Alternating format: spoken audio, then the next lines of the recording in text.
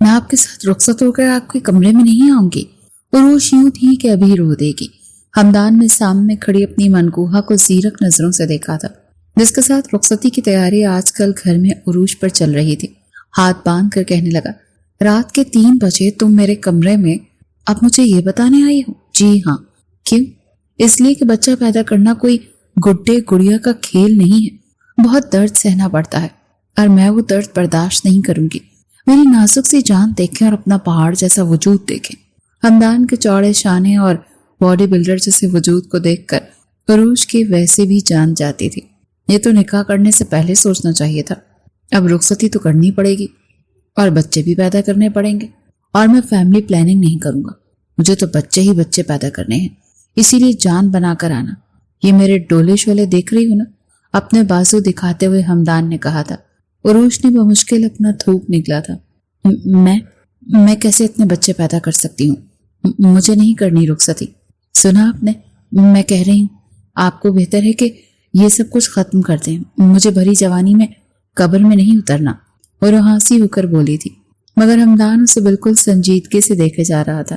کہنے لگا، یہ رخصتی تو تمہارے اچھے بھی کریں گے، اس وقت یقین مانو میں تمہارے بارے میں ہی سوچ رہا تھا، اور یہ سوچ سوچ کر ہلکان ہو رہا تھا کہ تم جیسی نازک سی لڑکی بھلا میرے وجود کو برداشت کیسے کرے گی۔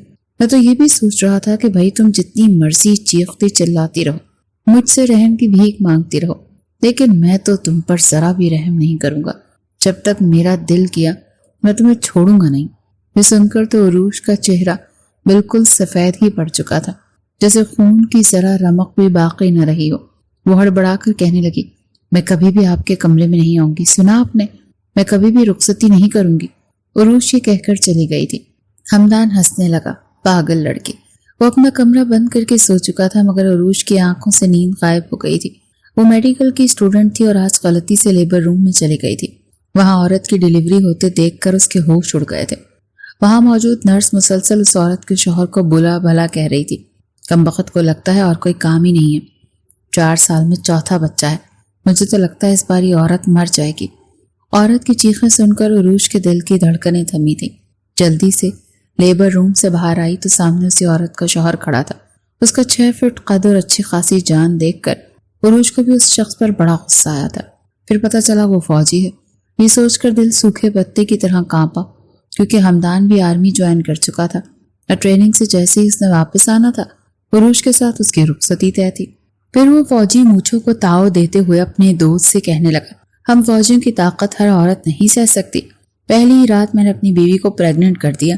میری بیوی تو شادی کی رات ہی مجھ سے معافی مانگ رہی تھی، اور اب ہر سال بچہ پیدا کرنے سے معافی مانگتی ہے۔ اب اس میں ہمارا کیا قصور؟ کھائے پیے جان بنائے ہٹی کٹی ہو جائے تاکہ یہ درد نہ جھیلنے پڑے۔ لیکن خیر مجھے کیا، مجھے تو بس خواب میں ایک بابا جی نے بتایا تھا اگر 7 بچے پیدا کرو گے تو بڑے افسر بنو گے۔ بس اب تو میرا یہی پلان ہے کہ 7 بچے پیدا کر کے ہی رہوں گا۔ ہم فوجی فیملی پلاننگ نہیں کرتے۔ یہ سن کر عروج کی نیندیں اڑنے لگی۔ وہ ہمدان کے پاس نہ آنے کی دعا کرنے لگی۔ ایک تو وہ میڈیکل کر رہی تھی جس میں اسے ذرا بھی دلچسپی نہیں تھی، بلکہ یہ بھی ہمدان کی خواہش تھی کہ وہ میڈیکل پڑھے۔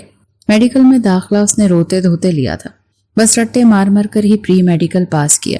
رٹا اس کا بہت اچھا تھا، اسی لیے پوزیشن بھی اچھی بن گئی، لیکن مسئلہ یہ تھا کہ جس یونیورسٹی میں وہ پڑھ رہی تھی وہاں ہاسپٹل بہت قریب تھا، اسی لیے اکثر اسٹوڈنٹ کو وہاں لے جایا جاتا اور مریضوں کے بارے میں بتایا اور سمجھایا جاتا تھا۔ لیکن غلطی سے عروج ایک لیبر روم میں چلی گئی جہاں ایک عورت کی ڈیلیوری ہو رہی تھی اور وہ درد سے بلبلا رہی تھی، تڑپ رہی تھی۔ اس کو درد میں یوں تڑپتے ہوئے دیکھ کر اور بچے کو ڈیلیور ہوتا دیکھ کر عروج کے ہوش اڑے تھے۔ حالانکہ گائنیکالوجسٹ اس کی لائن نہیں تھی، لیکن پھر بھی وہ ڈر گئی تھی۔ خوف کے مارے اسے 3 دن بخار چڑھا رہا۔ اسے ڈر لگنے لگا کہ ہمدان بھی آرمی آفیسر بن رہا ہے، کہیں وہ بھی ایسا تو نہیں ہوگا، اور بچہ پیدا کرنا، توبہ توبہ، نہیں، مجھے نہیں کرنی شادی، نہ مجھے بچے پیدا کرنے ہیں۔ بہرحال عروج کو ایسا خوف آیا کہ میڈیکل پڑھنا بھی بھاری لگنے لگا۔ پہلے ہی وہ بے دلی سے میڈیکل پڑھ رہی تھی۔ چند ماہ بعد جب ہمدان کی ٹریننگ ختم ہوئی اور وہ واپس آیا تو سب سے پہلے اس کی نظر عروج پر ہی پڑی تھی، جسے باغ پانی کا شوق تھا اور بنگلے کے باغیچے میں وہ پانی دے رہی تھی۔ دونوں آپس میں کزنز تھے اور ایک ہی بنگلے کے اوپر والے پورشن میں ہمدان اور اس کے والدین اور چھوٹی بہن رہتے تھے، اور نیچے کے پورشن میں عروج اپنے والدین اور بڑے بھائی کے ساتھ رہتی تھی۔ हमदान और उरूज का निकाह उस वक्त हुआ जब उरूज 8वीं जमात में पढ़ती थी। उस वक्त उसे हमदान से कोई खास मसला नहीं था, क्योंकि अक्सर वो उसे गिफ्ट ला कर देता था तो कभी उसे चॉकलेट ला कर देता था। उसके छोटे मोटे काम भी कर दिया करता था।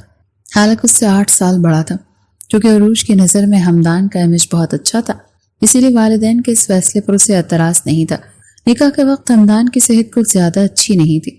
अलबत्ता कद काट का वो लंबा था, लेकिन दुबला पतला सा था। जब उसे आर्मी का शौक पैदा हुआ और वो आर्मी के लिए सिलेक्ट हो गया, फिर उसने जिम भी ज्वाइन कर लिया। बहरहाल आर्मी के लिए उसे मरी जाना पड़ा, हॉस्टल में रहना पड़ा, अपनी तालीम का सिलसिला उसे वहीं जारी रखना पड़ा। साल 6 महीने बाद वो आता था और उरूज से कोई खास मुलाकात भी नहीं होती थी, बस हल्की फुल्की बातचीत हो जाया करती थी। जब उरूज ने मैट्रिक किया तब हमदान के कहने पर ही उसने मेडिकल ज्वाइन किया था। फितरी तौर पर कुछ डरपोक किस्म की लड़की थी, जल्दी ही दूसरों की बातों में आ जाती थी। अगर अपने सामने किसी और को मुसीबत में देखती तो उसे लगता कि वो मुसीबत उस पर आन पड़ेगी। यहाँ तक कि घर पर काम करने वाली मुलाजमा भी कभी अपने शौहर के जुल्म सितम की कहानी सुनाती तो मुलाजमा के साथ साथ आंसू उरूज के भी बहते थे। दिल की बहुत नरम थी, किसी को तकलीफ में देखकर उसे कुछ होने लगता था। इसीलिए जो कुछ उसने लेबर रूम में देखा था होश उड़ के रह गए थे कि औरत किस मराहल से गुजर कर औलाद पैदा करती है। औरत की चीखें, उसकी तकलीफ देखकर एक खौफ सा उरूज के दिल में बैठ गया था। हमदान जब ट्रेनिंग से वापस आया तो उरूज इस वक्त बाग में पानी दे रही थी। पूरे 2 साल बाद वो उरूज को देख रहा था, पहले से ज्यादा खूबसूरत हो गई थी। उसने सलाम किया तो उरूज ने हमदान को देखकर लापरवाही से जवाब दिया था। हमदान कहने लगा, इधर आओ मेरे पास। हमदान भाई, आपको नजर नहीं आ रहा मैं बाग में पानी दे रही हूँ? आप अंदर जाएं, ताई अम्मा आपका इंतजार कर रही होंगी। हमदान ने माथे पर बल डाले। ये क्या तरीका है बात करने का? मैं तुम्हें बुला रहा हूँ, इधर आओ। और ये भाई भाई क्या लगा रखा है? तुम नहीं जानती निकाह हो गया था हमारा, मैं बाहर ट्रेनिंग के लिए क्या चला गया, इसका हरगिज़ ये मतलब नहीं कि हमारा निकाह ही गुड्डे गुड्डे का खेल बन गया है। होश में रहकर बात किया करो। वो एकदम से करजदार लहजे में बोला तो उरूज गड़बड़ा चुकी थी। इस बार हमदान का लहजा सख्त था। हमदान के चौड़े वजूद को देखकर पहली बार उरूज को कुछ डर भी लगा था, क्योंकि आज तक उसने हमेशा उरूज से नरमी से बात की थी। उसके सामने आके खड़े हो गई थी। जी कही, देखो मैं बुलाया करूं तो शराफत से आ जाया करो, मुझे आगे से जवाब देने वाली लड़कियां अच्छी नहीं लगती। उरूज को हमदान का सख्त लहजा पसंद नहीं आया। ये आप मुझसे कैसे बात कर रहे हैं? आपको पता है मुझे इस अंदाज से बात सुनने की आदत नहीं। वैसे भी वो अपने माँ बाप की लाडली थी और बचपन से हमदान उसके नखरे ही उठाता था, इसीलिए हमदान का यूं सख्त लहजे में बात करना उरूज से कहाँ बर्दाश्त था। मेरे इसी लहजे की आदत डालो अब, मैं कोई आम इंसान थोड़ी हूँ। अरे भाई, आर्मी ऑफिसर हूँ और जानती हो हमारी लाइफ कितनी टफ होती है। हम लोगों को आंखों में आंखें डालकर सामने वाले की जान निकालने का हुनर सिखाया जाता है। चलो अंदर जाओ, तुम्हें पता है ना सर्दी का मौसम होने वाला है और तुम्हें ठंड जरूरत से ज्यादा ही लगती है। हर बार सर्दी आने से पहले तुम लाजमी बीमार हो जाती हो। हमदान उसकी हर आदत से वाकिफ था। वाकई से सर्दी बहुत ज्यादा महसूस होती थी और लगती थी। नवंबर का महीना शुरू होने वाला था। हवा में खुनकी थी, रातें ठंडी थी, दिन कुछ गर्म था। माथे पर बल डाले उरूज अपने पोर्शन में आ गई। हमदान अंदर आया तो नौरीन बेगम को देखकर सलाम करने लगा, खैरियत पूछने लगा। नौरीन बेगम हमदान को देखकर सदके वारी होने लगी। अपनी आर्मी वर्दी में वो वैसे भी बहुत जच रहा था, पहले से ज्यादा पुरकशिश हो चुका था। फिर बेटी का रिश्ता भी उससे जुड़ा हुआ था। बहरहाल जब ऊपर शाइस्ता बेगम को पता चला कि हमदान बिना पेश की इत्तला दिए ही पहुंच चुका है तो वो भी नीचे आ गई थी। खाना सबने नौरीन के घर ही खाया था, जिसे तकरीबन नौरीन बेगम ने ही तैयार किया था। जैसे ही उरूज टेबल पर बैठी तो जानबूझकर हमदान कहने लगा, चच्ची आपने इतना तकल्लुफ क्यों कर लिया? वो कहने की, बेटा कोई बात नहीं, 2 साल बाद तो तुम आए हो, मैंने सारी चीजें तुम्हारी पसंद की बनाई हैं। हमदान कहने लगा, चच्ची इसमें से उरूज ने क्या पकाया है? नौरीन बेगम हंसने लगी, अरे इस नकम्मी को क्या आता है, सारा दिन बस किताबें चाटती रहती है, इसे भी कुकिंग नहीं आती। हमदान ने एक दुखी नजर उरूज पर डाली थी। चच्ची इसे खाना वाना सिखाएं, क्योंकि मैं पूरे 2 महीने की छुट्टियों पर आया हूँ और इन 2 महीने में मुझे रुखसती चाहिए। यह सुनकर उरूज को अछोका लगा था, वो खांसने लगी थी। नौरीन बेगम ने ग्लास में पानी डालकर उसे दिया। एक घूंट पीते ही वो उठकर चली गई। नौरीन बेगम मुस्कुराने लगी, शर्मा गई है शायद, शाइस्ता बेगम ने मुस्कुराकर कहा। नौरीन बेगम कहने लगी, इतनी जल्दी शादी कैसे कर सकते हैं, अभी तो इसकी मेडिकल की पढ़ाई भी खत्म नहीं हुई। لیکن ہمدان کہنے لگا جتنی اچھی پڑھائی آپ کی بیٹی کرتی ہے نا مجھے سب پتا ہے، بمشکل پاس ہوتی ہے، بس آپ اسے کھانا سکھائیں کیونکہ میری ڈیوٹی اب جوائن ہو جائے گی، پتہ نہیں ٹرانسفر کہاں ہوتا ہے اور واپسی کب ہو، اسی لیے میں چاہتا ہوں کہ شادی ہو جائے۔ تو شائستہ بیگم کہنے لگی کہ اب تم رخصتی دے ہی دو تو اچھا ہے۔ جب یہ خبر عروج تک پہنچی کہ موصوف رخصتی کے پکے ارادے کر کے آئے ہیں، یہاں تک کہ تاریخ بھی پکی ہو چکی ہے، 1.5 مہینے بعد شادی ہے، تو اسے یہ خوف لاحق ہونے لگا کہ ہو سکتا ہے جیسے ہمدان کی کئی عادتیں بدل گئی ہیں اور پہلے سے وہ سخت مزاج ہو گیا ہے، شادی کے بعد اسے بھی اس فوجی کی طرح بچے پیدا کرنے کا شوق نہ ہو جائے۔ یہ سوچتے ہی اس کے پیٹ میں گرہیں پڑنے لگیں، درد کی لہریں اٹھنے لگیں، خوف کے مارے ریڑھ کی ہڈی میں سنسناہٹ سی ہونے لگی، دل زور زور سے دھڑکنے لگا۔ نہیں مجھے بچہ پیدا نہیں کرنا، بہت درد ہوتا ہے، میں بھلا کیوں درد برداشت کروں؟ اور یہ فوجی، یہ تو گھر آتے ہی سب سے پہلے بچہ پیدا کرنے کی کرتا ہے، یہ جب یہاں آیا کریں گے انہیں بچہ چاہیے ہوگا، نا بابا نا، میں یہ سب نہیں کر سکتی۔ وہ بے حد گھبرائی اور ڈری ہوئی تھی، کمرے میں جلے پاؤں کی بلی بنی ہوئی تھی اور چکر پر چکر کاٹ رہی تھی، ساتھ میں اپنی انگلیاں چٹکا رہی تھی کہ جیسے تیسے یہ رخصتی کینسل ہو جائے۔ پھر اس نے اپنی والدہ سے کہا، امی میری میڈیکل کی پڑھائی رہتی ہے، میں بیچ میں اپنی پڑھائی نہیں چھوڑ سکتی، ہمدان بھائی کے ساتھ کیا مسئلہ ہے؟ شادی کہاں سے بھاگی جا رہی ہے یا میں کہاں بھاگ کے جا رہی ہوں؟ 2 سال بات کر لیں۔ اس کی والدہ نے جب عروج کے منہ سے ہمدان بھائی سنا تو ایک چپت اس کے سر پر لگائی، جاہل لڑکی، شوہر ہے وہ تمہارا، یہ نہ ہو کہ تم اسے بھی ہمدان بھائی کہتی پھرو، یہ تھپڑ لگائے گا ایک وہ، تمہارے جانتی ہو نا اب وہ پہلے جیسا ہمدان نہیں رہا، یہ 2 کلو کا ہاتھ ہے اس کا، ایک تھپڑ بھی پڑ گیا نا تو تمہارے ہوش ٹھکانے آ جائیں گے۔ اس کی والدہ نے یوں ہی اسے ڈرانے کے لیے کہا تھا، لیکن اب عروج نے غور کیا تھا، بھرا جسم، چوڑا سینہ اور باڈی بلڈر جیسے مسلز۔ پھر اس نے خود کو آئینے میں دیکھا، دبلی پتلی نازک سی عروج اس کے سامنے تو کچھ بھی نہیں تھی، اسے جھیلے گی کیسے؟ پتہ نہیں اسے لیبر روم میں چیختی چلاتی وہی عورت یاد آئی جس کا فوجی بھی یوں ہی لمبے اونچے قد کاٹ کا تھا اور ایسا ہی وجود کا مالک تھا۔ 4 سال میں چوتھا بچہ، عروج کا دل یوں تھا کہ جیسے ڈوب ہی جائے گا، دل پر ہاتھ رکھے وہ لا حول ولا قوت پڑ رہی تھی۔ جیسے جیسے شادی کے دن قریب آ رہے تھے، شاپنگ ہو رہی تھی، عروج پریشان ہو کر رہ گئی تھی۔ پھر اس کی ایک دوست نے اسے ایک عجیب سا واقعہ سنا دیا کہ جس فوجی کی بیوی کی ڈیلیوری اس نے دیکھی تھی اس کی موت واقع ہو گئی کیونکہ اس کے شوہر نے 40 دن پورے ہوتے ہی پرہیز نہیں کیا تھا۔ اپنے شوہر کی شدتوں کی تاب نہ لاتے ہوئے بیوی مر چکی تھی۔ یہ سن کر تو عروج کا خوف کے مارے اور بھی برا حال ہوا تھا۔ اسے لگا کہ جو کچھ اس عورت کے ساتھ ہوا ہے مستقبل میں ہمدان بھی اس کے ساتھ یہی سب کچھ کرے گا۔ خوف کے مارے اس کی تو بھوک ہی ختم ہو چکی تھی۔ یونیورسٹی جانا اس نے چھوڑ دیا تھا، میڈیکل کی پڑھائی کو خیر آباد کہہ چکی تھی۔ آج کل تو نورین بیگم اسے باورچی خانے میں کھڑا کر دیتی تھی کہ چلو ہمدان کی پسند کے کھانے بنانا سیکھو۔ امی یہ بھی کوئی بات ہے، میں کیوں سیکھوں؟ ٹریننگ میں کیا وہ اپنی پسند کے کھانے کھا کر آئے ہیں؟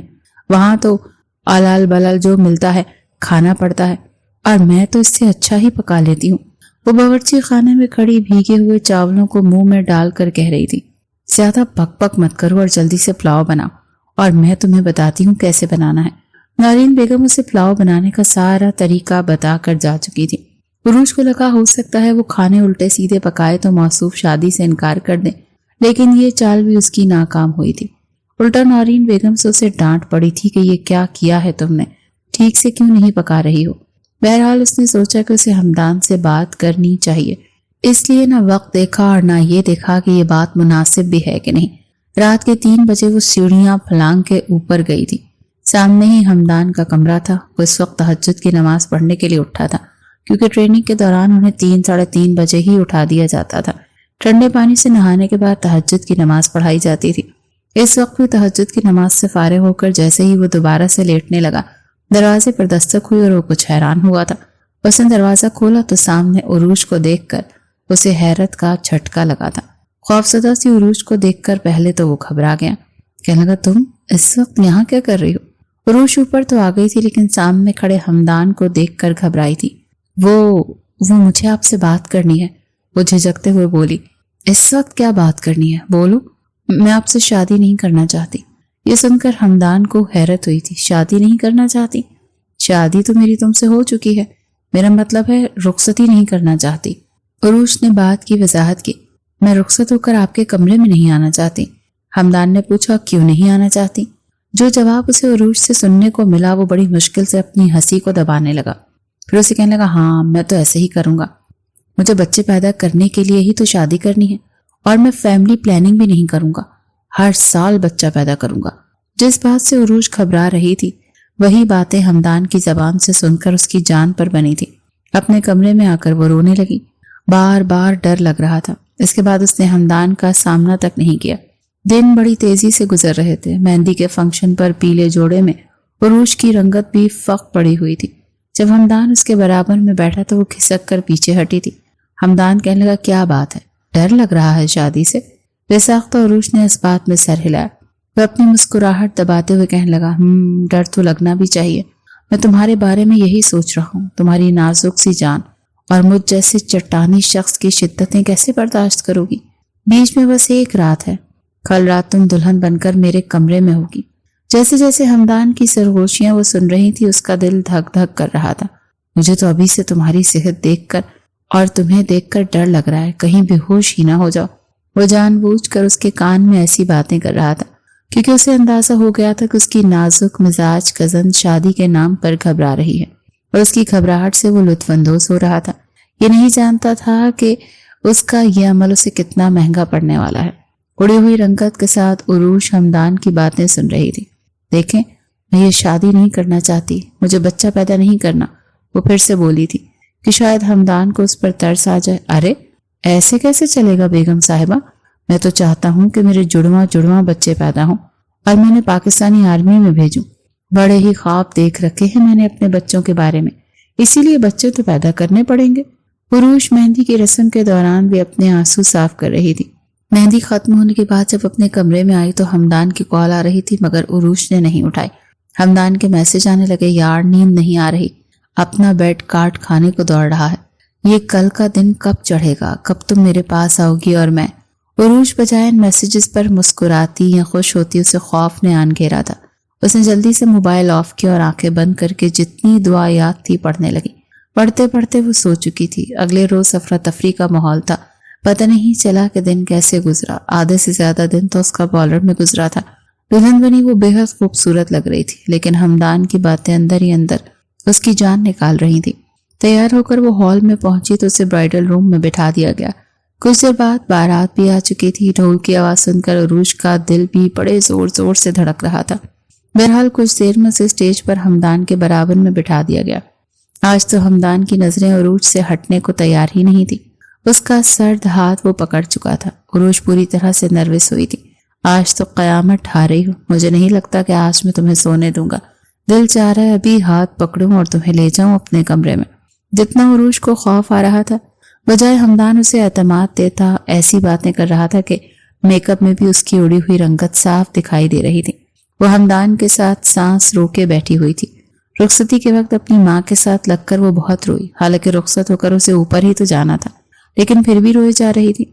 नौरीन बेगम उसे समझाने लगी कि क्या हुआ बेटा, तुम कौन सा दूसरे शहर जा रही हो जो इतना रो रही हो।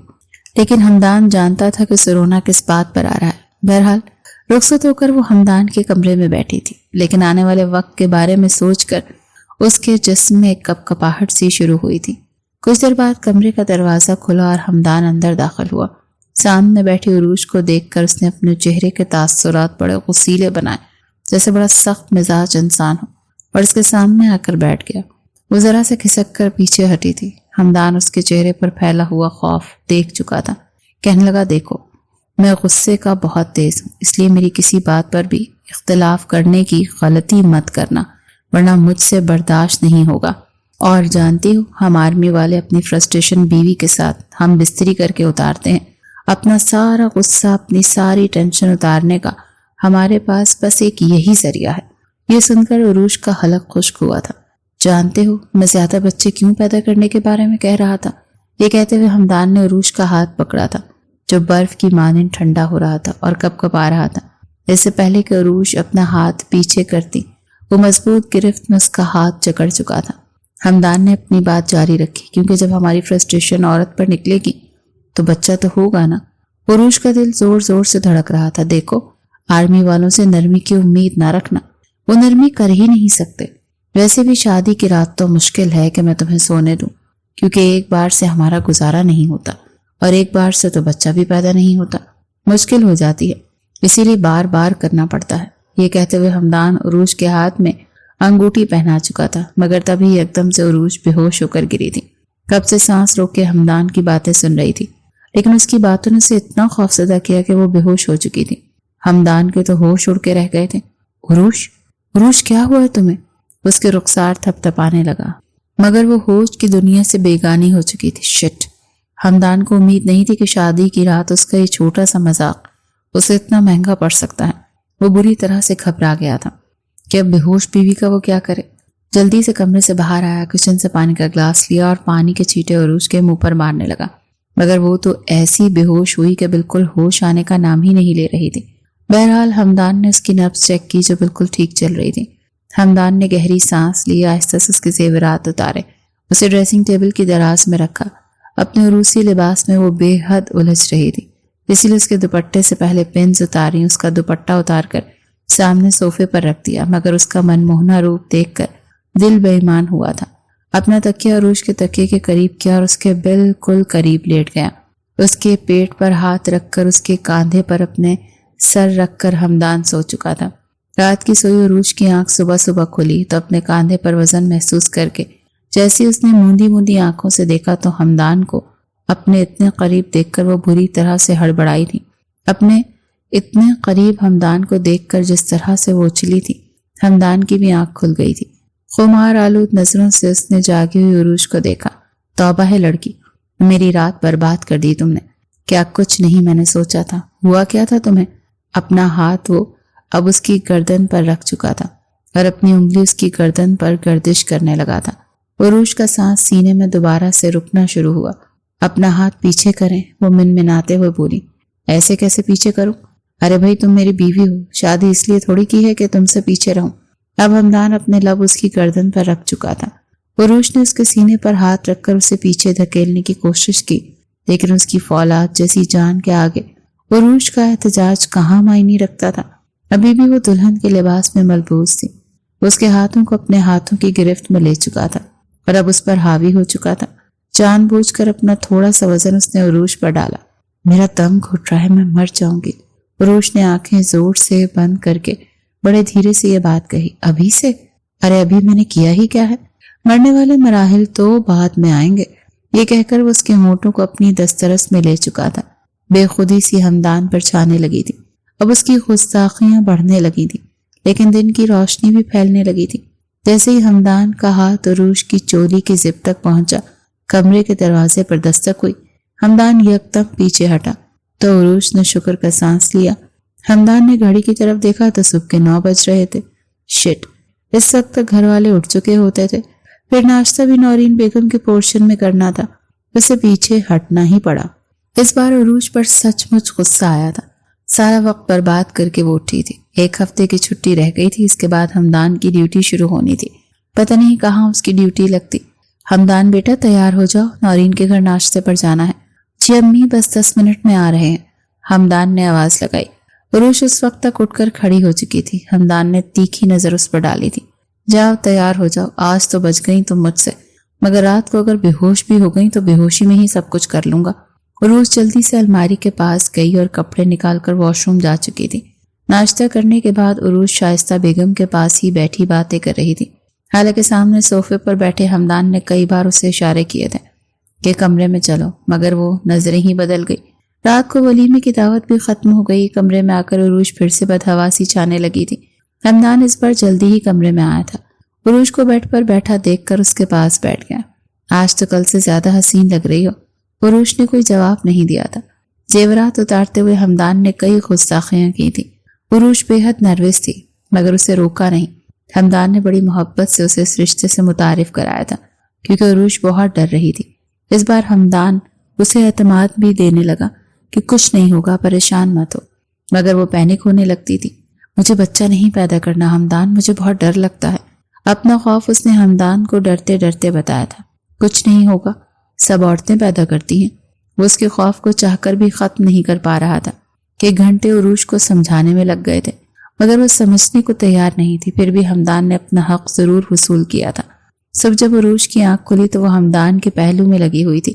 ہمدان کا ہاتھ عروج کی کمر پر تھا۔ وہ جیسے ہی پیچھے ہٹنے لگی، ہمدان اسے اور بھی بھینچ چکا تھا۔ آرمی آفیسر سے چالاکی بہت مہنگی پڑ سکتی ہے وائفو۔ نیند سے چور بھاری آواز عروج کے کانوں سے ٹکرائی۔ وہ 9 بج رہے ہیں۔ عروج نے جان چھڑوانے کا بہانہ تراشا تھا۔ تو بجنے دو، میں رات کو امی سے کہہ چکا ہوں کہ لیٹ اٹھوں گا، بیوی کو بھی تو وقت دینا ہے، اسی لیے آج بے فکر رہو۔ عروج تھوڑی گھبرا کر ایک بار پھر کھسکنے لگی تھی۔ جب ہمدان نے اسے کلائی سے پکڑ کر اپنی جانب کھینچا تو وہ بالکل کسی نرم پھول کی طرح جا کر اس کے سینے سے لگی۔ وہ کہنے لگا، پیاری وائفو، مزید کتنا دور بھاگو گی؟ آج میں تمہیں کہیں جانے نہیں دینے والا۔ آخر کو سہاگ رات ہے ہماری، پوری رات میں تمہارے ساتھ جی بھر کر انجوائے کرنا چاہتا ہوں۔ گزشتہ رات کے لمحات عروج کو یاد آتے۔ ہمدان نے بڑی نرمی سے اس کے ساتھ محبت کا آغاز کیا تھا۔ اسے کسی بھی طرح کی کوئی تکلیف نہیں ہونے دی تھی، مگر اب اسے تھوڑی سی گھبراہٹ بھی ہو رہی تھی۔ عروج کے بالوں کو کان کے قریب سے ہٹاتا ہمدان اس کی گردن پر جھکا تھا اور وہاں پر اپنی محبت نچھاور کرنے لگا تو عروج کا ٹھنڈا ہوتا جسم دیکھ کر اس کی جانب دیکھنے لگا۔ کہنے لگا، کیوں؟ ایک فوجی کی بیوی ہو کر اتنی گھبرا کیوں رہی ہو؟ میرا ساتھ تو یار، کل رات بھی تو ہم نے یہ سب کچھ کیا تھا، لیکن کل رات تم ٹھیک سے انجوائے نہیں کر پائی تھی۔ میں چاہتا ہوں آج رات ہم دونوں جی بھر کر ایک دوسرے کا ساتھ دیں، اور یہ میرا آرڈر ہے۔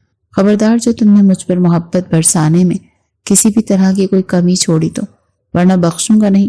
عروج لرزتی ہوئی پلکیں اٹھا کر اسے دیکھنے لگی، پھر کہنے لگی کہ وہ سب تو ٹھیک ہے، لیکن کل رات آپ نے کر جو لیا تھا، اب دوبارہ سے یہ سب کچھ کرنا ضروری ہے؟ اگر میں پریگننٹ ہو گئی تو ایک دفعہ کرنے سے آپ کا من نہیں بھرا کیا؟ اس کی باتیں سن کر ہمدان اسے گھور کر دیکھنے لگا۔ کہنے لگا، میری چھٹی میں صرف 6 دن باقی رہ چکے ہیں محترمہ، اور ان 6 دنوں میں تمہیں بالکل بھی نہیں بخشنے والا۔ تمہارے ساتھ ہر رات انجوائے بھی کروں گا اور بچے بھی پیدا کرواؤں گا۔ یہ تو اچھی بات ہے نا؟ جانتی ہوں خاندان کی بڑی عورتیں اس لڑکی کو بڑی اچھی نظروں سے دیکھتی ہیں، جو پہلے مہینے ہی انہیں پوتا یا پوتی کی خوشخبری سنا دیتی ہے۔ یہ کہہ کر ہمدان اسے اپنی باہوں میں بھر کر اس پر اپنی محبت لٹانے لگا تھا۔ نہ چاہتے ہوئے بھی عروج اپنا آپ اس کے سپرد کر چکی تھی اور وہ لمحات اس کے ساتھ گزارنے لگی تھی۔ اس نے کسی طرح کی کوئی مزاحمت نہیں کی تھی، مگر جیسے ہی وہ پوری رات اس کے ساتھ گزارنے کے بعد اٹھی تو سیدھا واش روم بھاگی تھی۔ خود کو آئینے میں دیکھ کر ہانپنے لگی۔ اسے اپنی رنگت پیلی پڑتی ہوئی محسوس ہو رہی تھی اور تھوڑے سے چکر بھی آ رہے تھے۔ خود کو آئینے میں دیکھ کر کہنے لگی کہ نہ بابا نہ، میں تو اس باڈی بلڈر کو نہیں برداشت کر سکتی۔ بالکل سرد پڑ چکی ہوں، میرا چہرہ تو دیکھو کیسے پیلا پڑ چکا ہے۔ اگر میں پریگننٹ ہو گئی تو پھر میرا حال کیا ہوگا؟ میں تو پہلے دن ہی چکرا کر گر جاؤں گی۔ بہرحال ان 6 دن میں ایک رات بھی ہمدان نے اسے نہیں بخشا تھا۔ اپنی طرف سے تو اس کے ساتھ بے حد محبت سے پیش آ رہا تھا، اس کا خیال بھی رکھ رہا تھا۔ ان 6 دنوں میں اس کے ساتھ گھومنے پھرنے کے لیے بھی گیا تھا، پھر انہوں نے باہر ڈنر بھی کیا تھا، اور فیملی کے ساتھ ایک دن وہ پکنک منانے بھی گئے تھے۔ مگر عروج کا دماغ بس اسی چیز پر اٹکا ہوا تھا کہ کب اس کی جان چھوٹے گی ہمدان سے۔ اگلی صبح ہمدان نے واپس ڈیوٹی پر جانا تھا اور وہ 6 مہینے تک گھر واپس نہیں آنے والا تھا۔ آج ان کے خاندان میں ایک طرف دعوت تھی۔ دعوت سے واپس آنے کے بعد ڈریسنگ ٹیبل کے سامنے بیٹھ کر عروج اپنی جیولری اتار رہی تھی، تب اسے دیکھ کر ہمدان کو کچھ ہوا۔ شاید اپنی پیاری سی بیوی کو دیکھ کر اسے 6 مہینے کے طویل وقت کی دوری محسوس ہو رہی تھی۔ وہ گہری سانس خارج کر کے اس کے پاس آیا اور اسے پیچھے سے اپنے ساتھ لگا کر اس کی گردن میں اپنا منہ چھپا گیا۔ پھر کہنے لگا، کیا تم مجھے مس کرو گی؟ عروج تو سر جھٹک کر کہنے لگی کہ میں تو شکر ادا کروں گی کہ آپ جیسے کھڑوس سے میری جان چھوٹ رہی ہے۔ 6 دن تو آپ نے مجھے ٹھیک سے سونے بھی نہیں دیا۔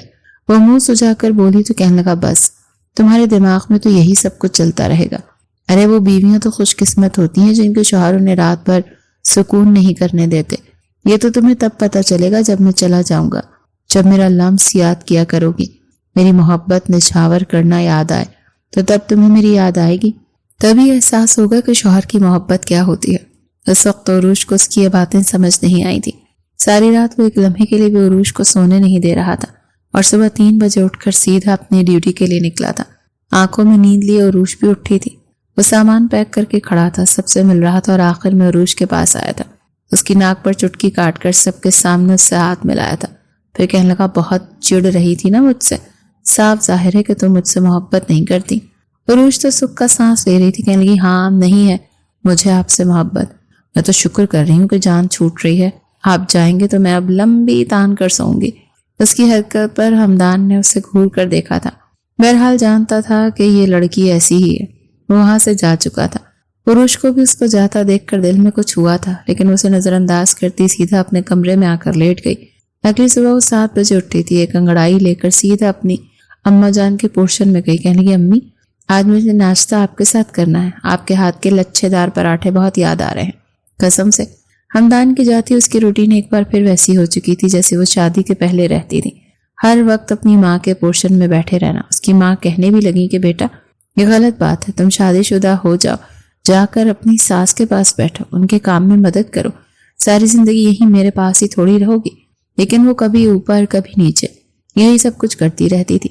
ایک شام وہ چپس کھاتی سیڑھیوں سے اچھل کر اتر رہی تھی جب ہمدان کی والدہ نے اسے دیکھا، ایک دم سے اٹھ کر کھڑی ہوئی، کہنے لگی ارے ارے بیٹا آرام سے اترو، اتنی اچھل کر کیوں اتر رہی ہو، تم اب کماری تھوڑی ہو، خیر سے شادی شدہ ہو۔ ایک دم سے اس کے قدم رک گئے، آنکھیں ٹمٹما کر کہنے لگی کیوں بھائی، شادی کے بعد کیا اچھل کر اترا نہیں جا سکتا؟ وہ کہنے لگی نہیں بیٹا وہ بات نہیں ہے، لیکن یہ بھی تو ہو سکتا ہے کہ خیر سے کوئی خوشخبری ہو، اور جس طرح سے تم سیڑھیاں اچھل کر اتر رہی ہو کہیں کوئی نقصان ہو گیا تو؟ وہ اسے بڑے پیار سے سمجھاتے ہوئے اپنے سامنے بٹھا چکی تھی اور چھوٹی چھوٹی باتیں سمجھانے لگی جنہیں سن کر ایک بار پھر وہ بالکل بدمزہ ہو چکی تھی۔ کہنے لگی کہ تائی جان میری ابھی عمر ہی کیا ہے، مجھے تو بڑا ڈر لگتا ہے بچے پیدا کرنے والے کاموں سے، میں ایک لڑکی ہوں، اپنی مرضی سے جینا چاہتی ہوں، بچہ پیدا کرنے والی مشین نہیں بننا چاہتی ہوں۔ یہ کہہ کر وہ وہاں سے اپنے کمرے میں جا چکی تھی، لیکن جب سے سیڑھیوں سے اچھل کر اتری تھی اسے اپنے پیٹ میں ایک عجیب سا نئے طرز کا درد بھی محسوس ہو رہا تھا۔ وہ یوں ہی اپنے پیٹ پر مساج کرتی ہوئی سو چکی تھی۔ کچھ دیر بعد اسے اپنے پیٹ میں شدید درد کے ساتھ ساتھ متلی بھی ہونے لگی۔ اس کے بعد تو اسے وومٹنگ شروع ہو چکی تھی، چکر آ رہے تھے۔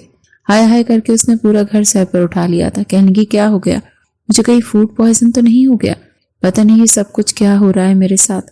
اس کی حالت اس قدر خراب ہو رہی تھی کہ اس کی تائی کہنے لگی کیا ہوا بیٹا، میں تمہیں ڈاکٹر کے پاس لے جاتی ہوں، لگتا ہے تم نے کچھ الٹا سیدھا کھا لیا ہوگا، اسی وجہ سے تمہاری طبیعت خراب ہو گئی ہے۔ مگر اس نے جانے سے فوراً انکار کر دیا، کہنے لگی نہیں کوئی ضرورت نہیں ہے، بس میں امی کے ہاتھ کا بنا قہوہ پی لوں گی تو ٹھیک ہو جاؤں گی، بس مجھے اپنی امی کے پاس رہنا ہے۔ یہ کہہ کر وہ سیدھا امی والے پورشن میں جا چکی تھی۔ ذہن میں عجیب سے خیالات آ رہے تھے، تبھی ہمدان کی کال بھی آئی تھی، جس وقت بارڈر کے قریب ایک چوکی پر موجود تھا۔ کہنے لگا کیا ہوا تمہیں؟ لڑکی ابھی مجھے امی کی کال آئی تھی، بتا رہی تھی کہ تمہیں وومٹنگ شروع ہو گئی ہے، کہیں کوئی خوشخبری تو نہیں، میں بابا تو نہیں بننے والا؟ یہ سن کر عروج کا تو مزید ہی دل خراب ہونے لگا، کہنے لگا اللہ نہ کرے میں ماں بنوں۔ ہمدان کو اس کی حرکت پر کافی غصہ آتا ہے، کہنے لگا پاگل ہو تم، لڑکیاں تو خوشی محسوس کرتی ہیں جب انہیں یہ خوشخبری ملتی ہے، اور تم کہہ رہی ہو اللہ نہ کرے، کیسی لڑکی ہو تم، شرم نام کی کوئی چیز نہیں ہے تمہیں؟ وہ کال پر ایک بار پھر اسے ڈانٹنے لگا۔ عروج کہنے لگی کہ آپ نے میری صحت پوچھنے کے لیے کال کیا ہے یا ڈانٹنے کے لیے؟ اگر یہ سب کچھ کرنا تھا تو پلیز مجھے کال کیا ہی نہ کریں۔ وہ کال بند کر چکی تھی۔ ہمدان اسے دوبارہ کال کر رہا تھا لیکن اسے اپنا موبائل ہی آف کر دیا تھا۔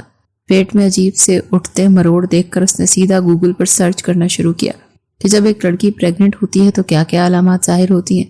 جو کچھ وہاں پر لکھا آ رہا تھا 80% تو وہ سب سچ ہی تھا۔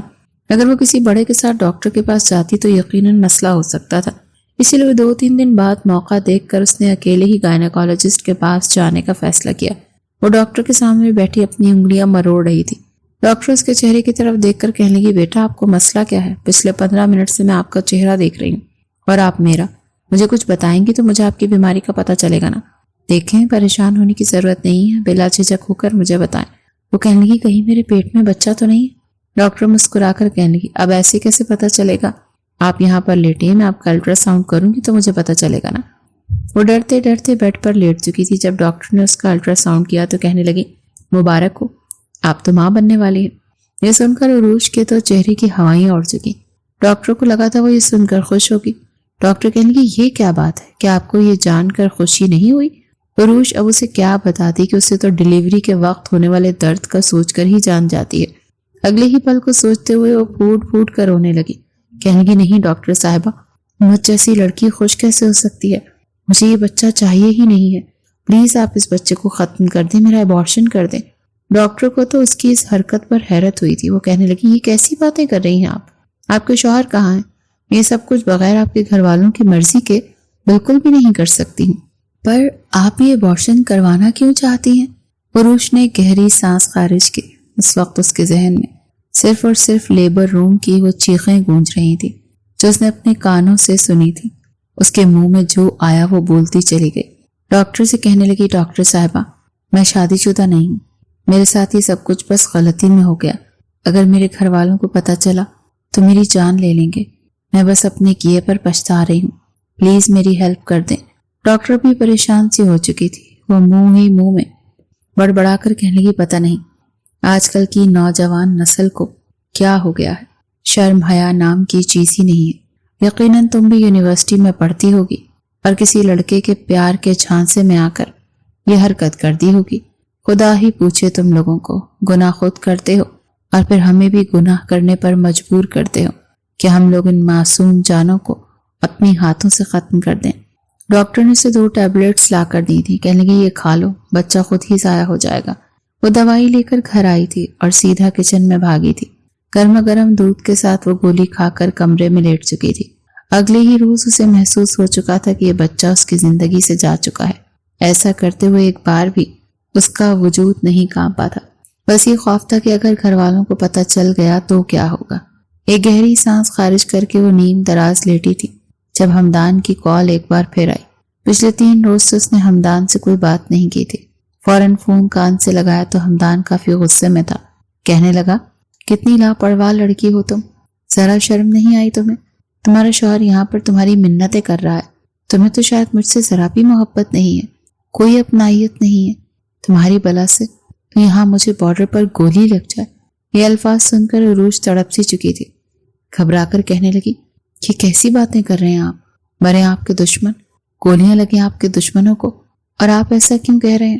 اس کے منہ سے یہ سن کر ہمدان کو تھوڑا اچھا بھی لگا تھا، اس کی طبیعت کے بارے میں پوچھ رہا تھا اور وہ بس ہڑبڑاتے ہوئے بتا رہی تھی کہ وہ پہلے سے اب کافی بہتر ہے۔ کچھ دیر بعد ہمدان کال بند کر چکا تھا اور اپنے چہرے پر آئے پسینے کی بوندیں وہ صاف کرنے لگی۔ کچھ روز تک تو اسے یہ دھڑکا لگا رہا تھا کہ کہیں اس کے بارے میں کسی کو پتہ نہ چل جائے، لیکن دھیرے دھیرے سب ہی بھول چکے تھے۔ 1 مہینہ ہو چکا تھا ہمدان کو ڈیوٹی پر گئے ہوئے، اور اس 1 مہینے میں اس بار بار اپنی شادی کے دن یاد آ رہے تھے جب ہمدان اس کے پہلو میں بیٹھا اس سے بار بار تنگ کر رہا ہوتا تھا، بار بار کبھی سہاگ رات تو کبھی بچوں کا کہہ کر اسے ستاتا، شرارت سے اس کی گردن پر اپنی انگلیاں پھیرتا، تو کبھی اسے اپنی باہوں میں بھر کر ذومعنی الفاظ کہہ کر اسے شرمانے پر مجبور کر دیتا۔ نہ جانے کب اس کی غیر موجودگی میں عروج کو اس سے محبت ہو گئی تھی، اسے پتہ ہی نہیں چلا تھا۔ ایک رات 1:30 بجے کا وقت تھا جب اسے ہمدان کی یاد اس قدر ستانے لگی کہ وہ اٹھ کر بیٹھ گئی اور پھوٹ پھوٹ کر رونے لگی، جیسے ایک بچہ اپنی ماں نے پسندیدہ چیز کے لیے روتا ہے۔ بغیر وقت دیکھے اس نے ہمدان کو کال کر دی تھی۔ ہمدان اس وقت نائٹ ڈیوٹی پر موجود تھا، اپنے 2 دوستوں کے ساتھ بیٹھا تھا، جب اسے اچانک سے عروج کے نمبر سے کال دیکھ کر حیرت ہوئی تھی۔ اس سے پہلے عروج نے کبھی بھی خود اسے کال نہیں کی تھی۔ وہ سنجیدگی سے کال اٹھا کر کان سے لگانے لگا تو دوسری جانب سے عروج کے رونے کی آواز سن کر وہ گھبرا چکا تھا، کہنے لگا، عروج کیا ہوا ہے؟ کیا ہوا تمہیں؟ بتاؤ مجھے، رو کیوں رہی ہو؟ سب خیریت تو ہے نا؟ مگر وہ روتے ہوئے کہنے لگی، آئی لو یو، مجھے محبت ہو گئی آپ سے، میں بہت زیادہ پیار کر چکی ہوں آپ سے، آپ کب واپس آئیں گے؟ قسم سے یہ کمرہ مجھے کاٹنے کو دوڑ رہا ہے، ایسے لگ رہا ہے جیسے ابھی بیڈ کے نیچے سے جن بھوت نکل کر آ جائیں گے، یا پھر الماری سے کوئی چڑیل نکل آئے گی۔ مجھے آپ کی باہوں میں لیٹ کر سونا ہے، پلیز، میں آپ کو بہت زیادہ مس کر رہی ہوں، آپ واپس آ جائیں نا۔ ایک دم سے رات کے اس پہر اس کے منہ سے محبت کا اظہار سن کر ہمدان تو جیسے 7ویں آسمان پر پہنچ چکا تھا۔ وہ خوشی سے کھلکھلا کر ہنسا تھا، پھر کہنے لگا، اچھا، میں نے کہا تھا نا تم مجھے مس کرو گی، اب رونا تو بند کرو، میں تمہارا رونا برداشت نہیں کر سکتا، بس کیا کروں، ڈیوٹی ایسی ہے، تم تو ایک فوجی کی بیوی ہو، تمہیں تو مضبوط بننا چاہیے، ابھی تو تم نے میرے بچے بھی پیدا کرنے ہیں، اتنی سی بات پر رونے لگ گئی ہو، جب میرے جڑواں بچے پیدا کرو گی تب کیا حالت ہوگی تمہاری؟ بچوں کو سن کر عروج کے چہرے پر کئی سائے آ کر گزر گئے۔ وہ گڑبڑاتے ہوئے کہنے لگی، نہیں، آپ بار بار بچوں کی بات کیوں کرتے ہیں؟ کیا بچوں کے لیے شادی کی تھی آپ نے مجھ سے؟ میری بات کریں، آپ واپس کب آئیں گے؟ ہمدان اسے چڑھا کر کہنے لگا کہ آ جاؤں گا بابا، آ جاؤں گا، بس 4.5 مہینے رہ گئے ہیں، फिर तुम्हारे पास ही हूँगा। यूं धीरे धीरे उरूश को हमदान से बेतहाशा मोहब्बत हो चुकी थी। जब भी कोई काम ना होता तो हमदान को कॉल मिला लेती। यूं ही करते हुए 6 महीने चुटकी बजाकर गुजर चुके थे। उरूश तो ये भूल ही चुकी थी कि उसने कितना बड़ा गुनाह किया है। जिस शौहर से वो मोहब्बत करती थी उसका बच्चा उसने अपने हाथों से मार दिया था। 6 महीने बाद जब हमदान ने वापस आना था, उस रोज सुबह सवेरे 3 बजे ही उरूश उठ चुकी थी। इससे पहले उसे इतनी जल्दी उठता हुआ किसी ने नहीं देखा था। सुबह सवेरे उसने घर की साफ सफाई की थी, फिर हमदान की पसंद के खाने बनाए थे और खुद भी बेहद तैयार हो चुकी थी। उसके चेहरे पर आई खुशी देखकर उसकी माँ और सास तो जानबूझकर उसे छेड़ रही थी और वो शर्माए जा रही थी। हमदान जब 6 माह बाद घर आया तो सबसे मिला था। आखिर में अपनी जान से प्यारी बीवी को यूं निखरा निखरा देख कर तो उसका बस नहीं चल रहा था कि अभी उसे बाहों में भर ले, लेकिन सबके सामने खुद पर काबू पा गया। बार बार उसकी नजरें उरूश पर ठहर रही थी। जैसे ही खाना लगाने के लिए उरूश किचन में गई तो फौरन से हमदान उसके पीछे आया था और उसे बाहों में भर लिया। उरूश भी उसे गले लगा चुकी थी। फिर आंखों में आंसू लेकर कहने लगी, बहुत जालिम हैं आप, मुझे भी अपने साथ लेकर जाएं। बस मुझे नहीं पता, अब मैं आपके बगैर नहीं रहूंगी। हमदान उसे कितनी ही देर अपने सीने से लगाकर खड़ा रहा। कहने लगा, फिक्र मत करो, मैं तुम्हारा भी पूरा बंदोबस्त कर कर आया हूँ। मुझसे भी अपनी प्यारी सी बीवी से इतने महीनों दूर नहीं रहा जाता।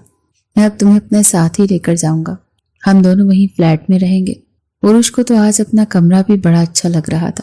रात को उसने बड़ा एहतमाम कर रखा था। खाने से फारिग होने के बाद हमदान और उरूश कमरे में आ चुके थे और वो रात दोनों ने एक दूसरे के साथ भरपूर एंजॉय की थी। अगली सुबह हमदान मुस्कुराकर कहने लगा, बस तो तय हो गया, इस बार तो मैं तुम्हें प्रेग्नेंट करके छोड़ूंगा। यार, मुझे छोटे छोटे मोटे मोटे प्यारे प्यारे बच्चे चाहिए। ये क्या बात हुई? 6 महीने ऐसे ही जाया हो गए और अभी तक तुमने मुझे कोई खुशखबरी नहीं सुनाई। ये अल्फाज सुनकर उरूश के चेहरे पर थोड़ी मुस्कुराहट फीकी पड़ गई थी। वो सिर्फ 10 दिनों की छुट्टी पर आया था और फिर इस दौरान उरूश ने भी अपना सामान पैक कर लिया था और दोनों ही लाहौर से इस्लामाबाद शिफ्ट हो चुके थे, जहां पर उन दोनों हमदान की ड्यूटी लगी थी। उसे गवर्नमेंट की तरफ से घर दिया गया था जहां पर वो अपनी बीवी के साथ शिफ्ट हो चुका था। यहाँ आकर उरूश काफी खुश थी। जब एक शाम हमदान आकर उसे कहने लगा, मेरी प्यारी वाइफू, आज हम दावत पर जाएंगे। मेरे दोस्त नवीद को जब पता चला कि मैं तुम्हें भी लेकर यहाँ पर शिफ्ट हो चुका हूँ तो उसने भी कह दिया कि आज रात भाभी को लेकर लाजमी दावत पर आना। तो तुम आज रात तैयार हो जाना, हम दोनों वहां चलेंगे। उरूश भी खुशी खुशी तैयार हो चुकी थी, ये जाने बगैर कि आज रात के बाद उसकी जिंदगी बदल कर रह जाएगी। वो दोनों मिस्टर नवीद के यहाँ पहुंच चुके थे। वहां पर उनके कुछ और दोस्त और उनकी बीवियां भी दावत पर बुलाई गई थी और घर के वसी सहन में ये सारा इंतजाम किया गया था। उरूश तो वहां पर हमदान के बाकी दोस्तों की बीवियों के साथ बैठकर बातें करने में मसरूफ हो चुकी थी। अभी तक उसकी मुलाकात नवीद की बीवी से नहीं हुई थी। जब एक जानिब से मिसेस नवीद आई और सबसे पहले मुलाकात उसकी हमदान से हुई थी। हमदान मुस्कुराकर उरूश की तरफ इशारा कर रहा था कि वो रही मेरी बीवी उरूश।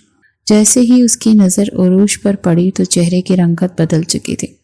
हमदान की तेज नजरों ने कुर्रतुलैन के चेहरे को देखा था। कहने लगा, क्या हुआ, क्या आप उरूश से पहले मिल चुकी हैं? वो कहने लगी, क्या उरूश आपकी वाइफ है? ये लड़की आपकी वाइफ है ना? हमदान कहने लगा, जी यही मेरी बीवी है। क्यों, क्या बात है? इसके अंदर का फौजी एकदम से जाग चुका था। कुर्रतुलैन कहने लगी, मुझे आपसे अकेले में कुछ बात करनी है।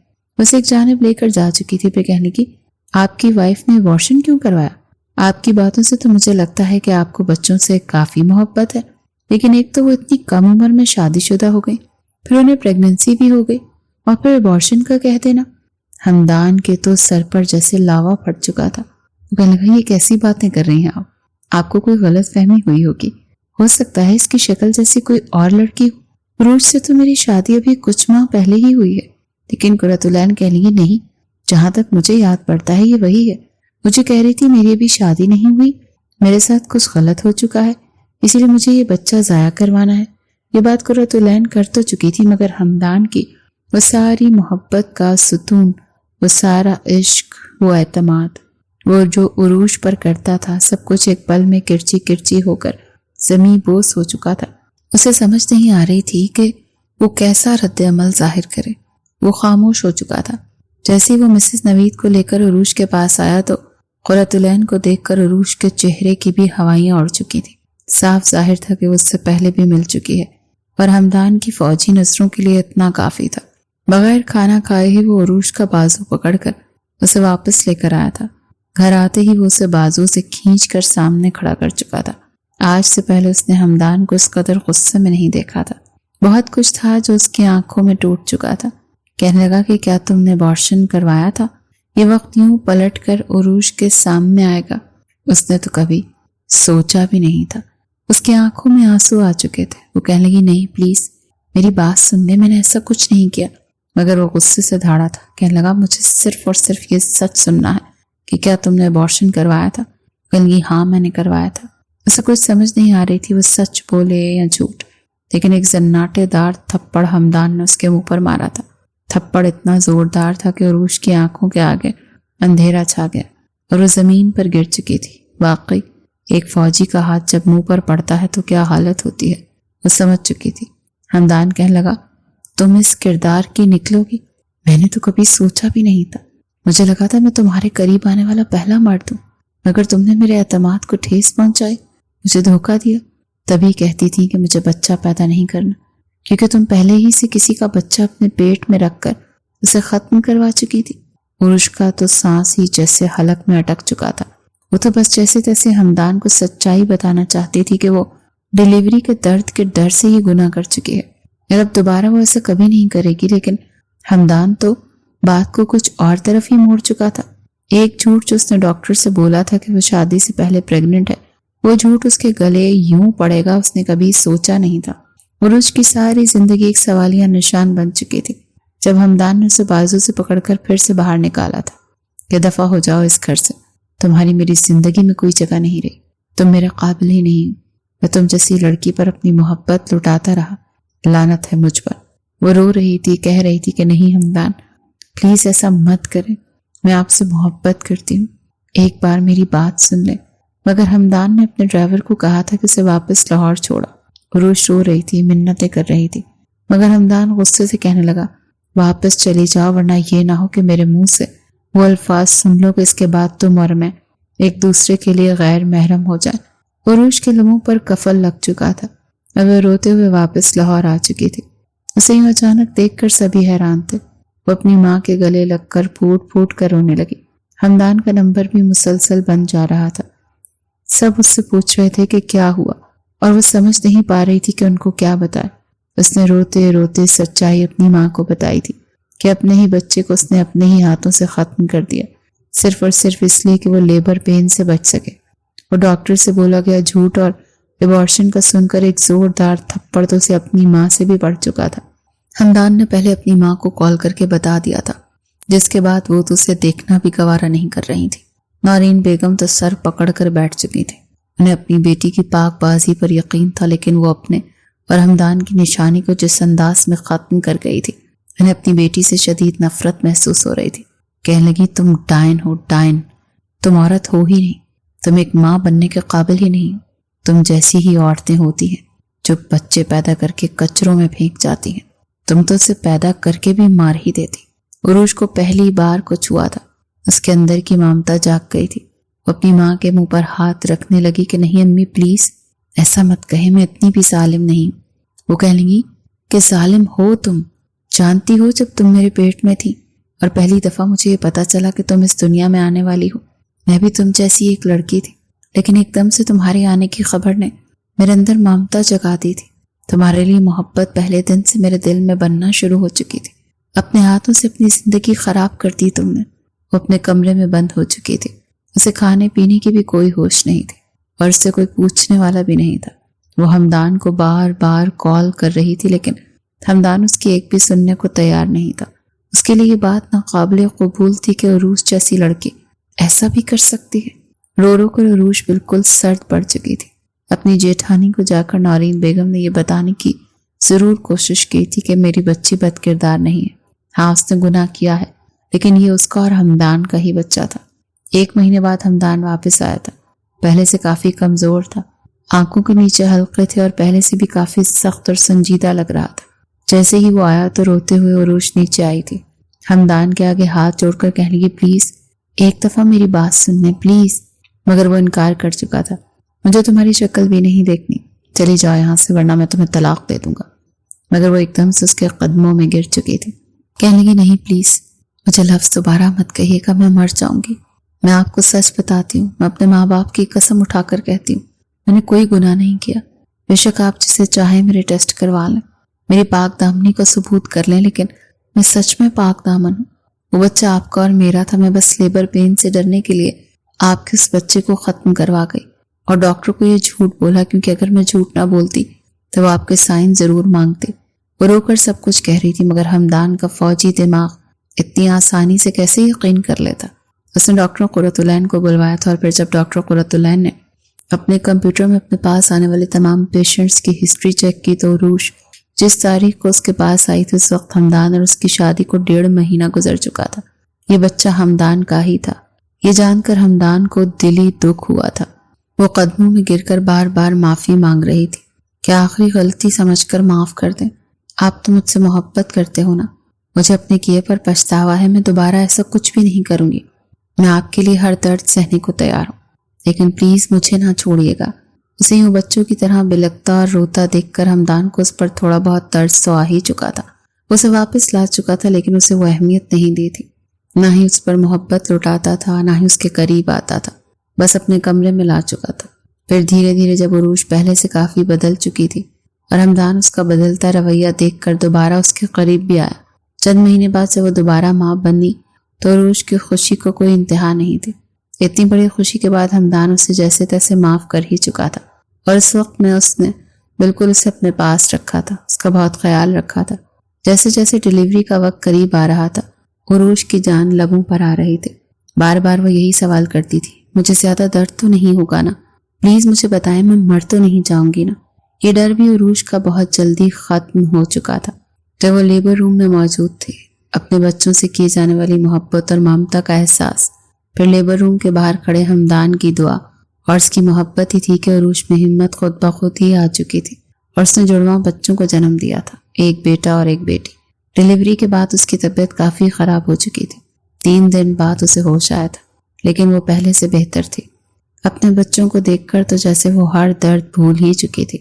حمدان اسے گھر لے آیا تھا، اور اب وہ سچ میں خود کو مکمل محسوس کر رہی تھی، اور اگر اس میں اتنی محنت آئی تھی تو وہ صرف اور صرف اس کے دل میں بچوں کی محبت اور حمدان کا ساتھ تھا۔ دونوں اپنے بچوں کے ساتھ زندگی میں ہنسی خوشی آگے بڑھ چکے تھے۔ اس کی یہ غلطی اسے یہ سبق تو سکھا چکی تھی کہ بعض دفعہ بولے جانے والے جھوٹ زندگی میں کس قدر تباہیاں لے کر آتے ہیں، اور وہ توبہ کر بھی چکی تھی کہ آئندہ وہ اتنا بڑا جھوٹ تو مر کر بھی نہیں بولے گی۔